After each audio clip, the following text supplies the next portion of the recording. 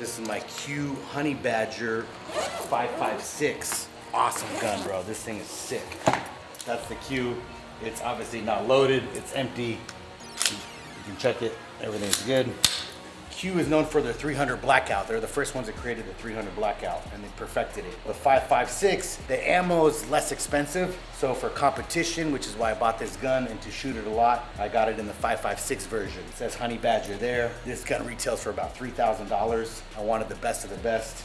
I got the Castle mount on it. It's a riser mount with the EO Tech in the OD green, military green, which I love. And I was able to find this Cloud Defense light, which doesn't have all the wires. You just tap it. You see, you just tap it and it turns on. So very good for, you know, when you're being tactical. Just boom, turn it on and fire. And then the suppressor, which obviously I've shot the shit out of it already. Look at the color change. Screw-on suppressor. And what this does obviously is make the gun a lot quieter. This is a short barrel rifle. It's called an SBR, so very close quarter. This is one of my favorites, the CZ Scorpion PCC 9mm. So this is an awesome gun for competition. Got the riser on there as well, hollow sun, suppressor, the mag pull, the AK switches, AK drop, custom grip we changed, Striker Industries folding stock, backpack gun, truck gun. This thing's badass. Just fucking pop it out, boop, and you're ready to go. This is my 300 Blackout we'll talk about, LMT, short barrel. Put the suppressor on this, we put that can on this one. This thing, no hearing protection at all. It's quiet. So this one inside the gun and the bullets that this thing shoots is best self-defense rifle in the house. Subsonic ammo. Again, no ear protection in the middle of the night. If you need to shoot this, you're not gonna blow out your ears or the whole family that's in the house. Very accurate. Bullet is nice. You're taking down your target for sure. They're military weapons. They're metal, they're steel. So use them, because obviously you wanna see what your weapon can do. Almost wanna push it to the point where, not it malfunctions, hopefully it doesn't malfunction, but you wanna push it to the limit, and that way you know what your weapon can do in a real situation. These are usually my 2 EDC guns I carry. EDC stands for everyday carry. So obviously you have to have your concealed license permit, which I do. So on a daily, I usually carry this one inside my waistband. You know, at work, I usually have this one on. This is a 365, a P365. Again, not loaded, it's clear.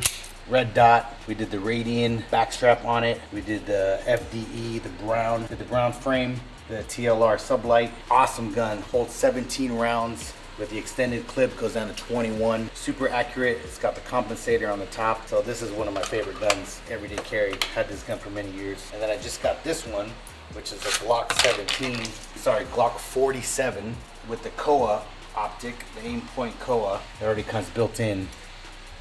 Sick gun. This one retails for about $1,000, but the guys at Freedom Firearms, they know me already, and they're like, we gotta trick it out. So right away, threw the light on there, threw the ramjet compensator, the barrel, the magwell, the extended magwell, the extended clips, all Terran tactical, the Surefire light. This is a badass light. And then I did the Raptor cuts they're called. So we did the Raptor cuts on that. That's mainly for aesthetics and kind of grip, but a very flat shooting gun. Changes springs inside. And then again, this is a very comfortable gun too to carry EDC, right, every day. Or I carry it, you know, on the side when we're shooting matches. I started going to the range. In this particular range too, they let you practice from holster, which a lot of ranges don't let you do that. You have to have it on the table and then just set it down, shoot, and practice. This one lets you shoot from the holster, which is important because obviously if something goes down, I need to be able to draw and practice like some shit's gonna go down, right? So that was important to me. So go to the red dot. It's supposed to be easy to find and fast to, you know, shoot, whatever. I go up and I'm like, I can't find the dot. You know, you're fishing, you're looking. I'm like, why can't I see the dot? So it's a whole new skill you gotta learn too. Because usually with iron sights, when you don't have the dot, usually when you don't have the optic here, you have iron sights. So you have this one and this one that come in. So when you shoot with these, right, minus this, you're usually closing one eye, right? So that's how usually you're taught. You're taught to then point and then line those up, and then that's where your target is. With the red dot, you have to keep both eyes open. So for that, you have better vision. So that's what's good to have both eyes open, but you bring the gun up to the target. So you're supposed to keep your eye on the target and then bring the dot up and then put that dot on that target and then fire fast, right? That's the objective. Easier said than done. when you pull it up fast on that target, you realize you can't find it sometimes. So now you're looking for it. That is time, obviously, you're dead, right? So that took a lot of practice to start learning how to do that and acquire that dot with two eyes open. So then I'm like, oh shit, this is harder than I thought. So now I'm shooting a couple months at the range, and now I'm getting good, right? So bringing it up, see the dot, boom, bring it up, see the dot. And that way you have your peripheral and you're practicing hitting good. Then you're still working on your technique, your handgun. Again, those bullseyes are hard. You know, that always looks good, but a bullseye, you want to be in that frame. As long as you're hitting that body, that's a good shot. You always think you got to hit it dead on. You don't. And in a threat, in a life situation, I just need to pull out and be on target. So how fast can you pull your gun out, see that dot on that target, and blast off that bullet? That's really what you're learning, right? Different fundamentals and mechanics that I was like, oh, that's not what I thought shooting was, but it makes total sense, right? You know, you start asking around the guys in the range, you know, usually there are a lot of range commandos. I call them that they're like, hey, they're yelling at you and shit because they're all ex-military guys or they're bitter about something, whatever. And this range they're not. Everybody was super cool. Everybody's very helpful. The gentleman started seeing, because I was like, hey, listen, now I got this down, but I need to learn how to move now because this isn't real life. Somebody comes at me, I need to move back, I need to shoot. What if that guy comes here? I'm gonna be shooting like this, I'm gonna be shooting like this. I need to get more skills. Opened up the matches and said, okay, you gotta go to this match, go to this website, go here, come with us this weekend, come to the range with us. I guess to kind of check you out to see if you're any good, you know? And then obviously that kind of evolved where they're like, oh, okay, this guy, he's competent. You have no idea how many girls I've taken to the range on dates or just even friends to the range, and guys, they have no common sense. It is scary. I'm like, just put the gun down, we're done. Pack this shit up, we're leaving. Because some people are just, oh, the gun, and they're turning around and they're doing this and they're not looking, their fingers on the trigger. I'm like, oh my God. Basics, a lot of people just don't have it. So I think that's kind of what they're saying. Like, hey, is this guy clumsy? Is he good? Is he smart? What's going on? So once they know, then they started allowing me to come to the range with them.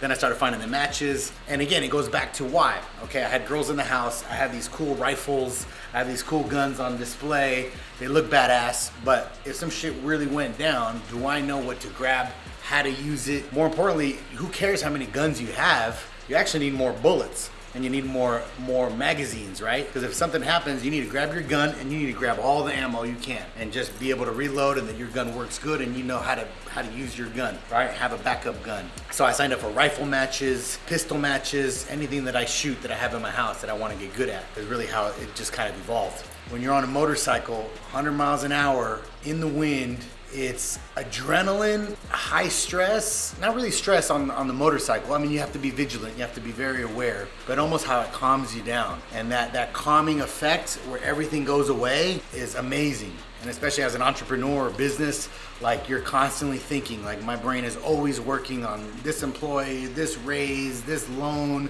this bill, these meds, this patient, that patient, the doctors, this, you know, all this stuff is going through my head constantly.